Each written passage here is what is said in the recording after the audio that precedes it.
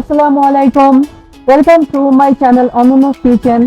Friends, আজ আমি আপনাদের সাথে শেয়ার করব আমার মায়ের হাতের তৈরি একটা স্পেশাল রেসিপি, খাসির মাংস আলু দিয়ে একটা পাতলা ঝোলের রেসিপি। তো চলুন রেসিপিটা আমরা শুরু করি। নিয়ে নিচ্ছি 1 বাটি পরিমাণে পেঁয়াজ কুচি, 10-12টা কাঁচামরিচের বাটা, 1.5 টেবিল চামচ রসুন বাটা, 1.5 টেবিল চামচ আদা বাটা, 70 গ্রামের মতো টক দই, 2 চা চামচ হলুদের গুঁড়া এবং 1 টেবিল চামচ মরিচের গুঁড়া, কিছু কেটে রাখা আলুর টুকরা। পুরা রান্নার প্রক্রিয়াটাতে আমি সরষের তেল ইউজ করব, আর তাই নিয়ে নিলাম পরিমাণ মতো সরষের তেল। এই পর্যায়ে চুলার ফ্লেমটা অন করে আমরা পরিমাণ মতো সরষের তেল ঢেলে দিচ্ছি।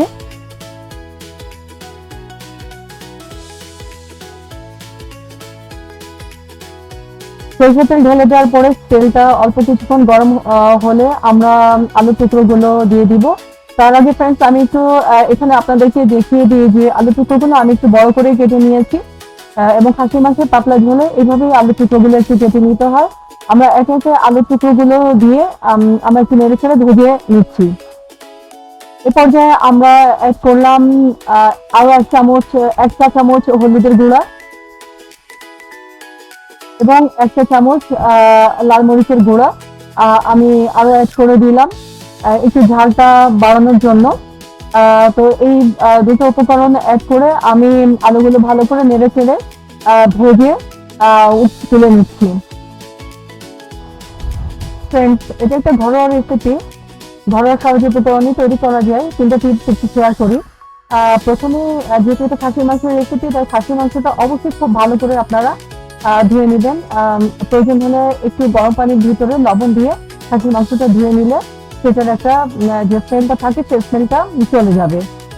তো এই পর্যায়ে আমরা আরো কিছু পরিমাণে সরিষার তেল অ্যাড করে দিয়ে গোটা কয়েক গরম মশলা দিব, কয়েক টুকরা দারচিনি এবং এলাচ দিয়ে দিলাম। আমরা নেড়ে দিচ্ছি চুলার ফ্লেমটা কিছুটা অ্যাডজাস্ট করে।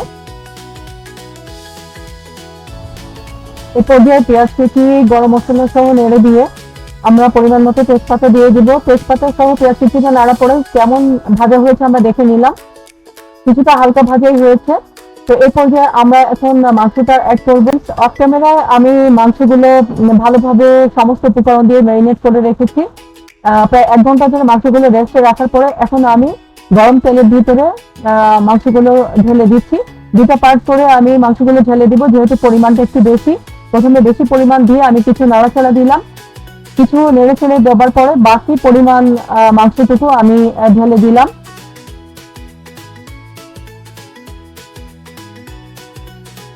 মাংসটা পুরোপুরি ঢেলে দেওয়ার পরে আমরা নাড়তে থাকবো কষানোর জন্য।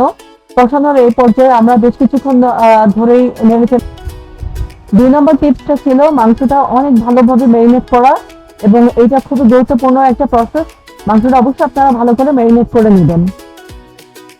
এ পর্যায়ে আমরা অ্যাড করবো আরো 1 চা চামচ হলুদের গুঁড়া এবং 1 চা চামচ মরিচের গুঁড়া।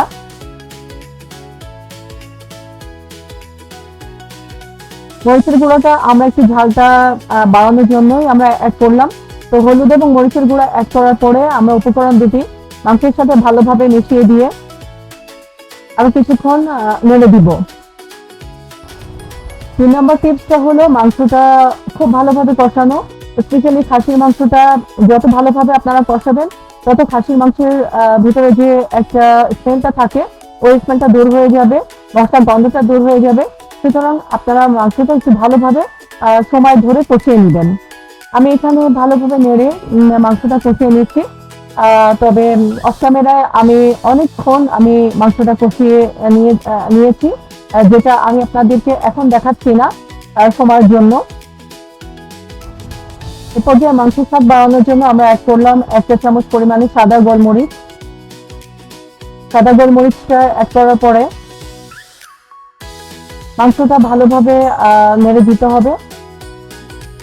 তো এই পর্যায়ে মাংসটা আমরা একটু নেড়ে দিচ্ছি।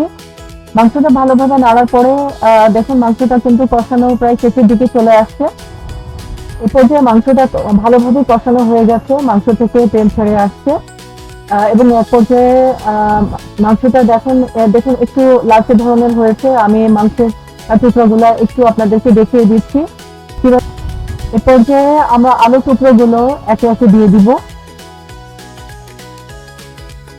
আলু টুকরোগুলো দেওয়া হয়ে গেলে আলু টুকরোগুলো মাংসের সাথে ভালোভাবে মিশিয়ে অল্প কিছুক্ষণ আর কষিয়ে নিব।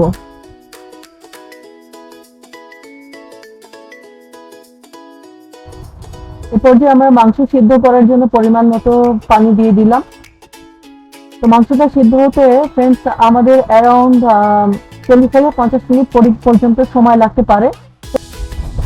দুইভাবে মাংসটা সিদ্ধ করতে পারেন, কড়াইতে ঢাকনা দিয়ে ঢেকে 40 থেকে 50 মিনিট পর্যন্ত রান্না করে, এবং দ্বিতীয়টা হচ্ছে যে এই মাংসটা আপনারা লেভেলে পানি রেখে প্রেসার কুকারে দিয়ে সিদ্ধ করে নিতে পারেন। এতে মাংসের স্বাদ এবং ফ্লেভার কোনোটাই নষ্ট হবে না ফ্রেন্ডস। তো এই দুইটা উপায়ে আপনারা মাংসটা সিদ্ধ করে নেন। এক্ষেত্রে মাংস থেকে আমরা দেখছি যে বলক উঠছে, মানে মাংসটা ফুটে উঠছে। এই পর্যায়ে আমরা ঢাকনা দিয়ে ঢেকে দিব মাংসটা সিদ্ধ হওয়ার জন্য।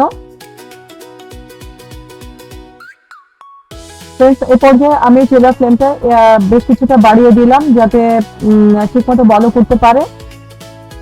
মাংসটা অফ ক্যামেরায় আমি সিদ্ধ করে নিয়েছি। এখন রান্না আমাদের প্রায় শেষের দিকে।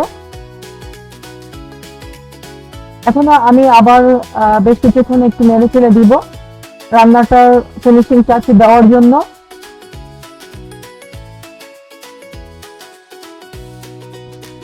ফ্রেন্ডস, এবার ফাইনাল টাচ, যেটা আমার মা সবসময় তার রান্নার ক্ষেত্রে ব্যবহার করতেন, 1 চামচ পরিমাণে জিরার গুঁড়া দিয়ে দিলাম। এটা অবশ্যই ভাজা জিরার গুঁড়া হতে হবে, যেহেতু ফাইনাল টাচের কথা আমি বলেছি, ভাজা জিরার গুঁড়াটা আপনারা ব্যবহার করবেন। এবং দিয়ে দিলাম কিছু পরিমাণ মতো কাঁচামরিচ এর টুকরা, আমি এখানে হাত দিয়ে ভেঙে ইউজ করছি।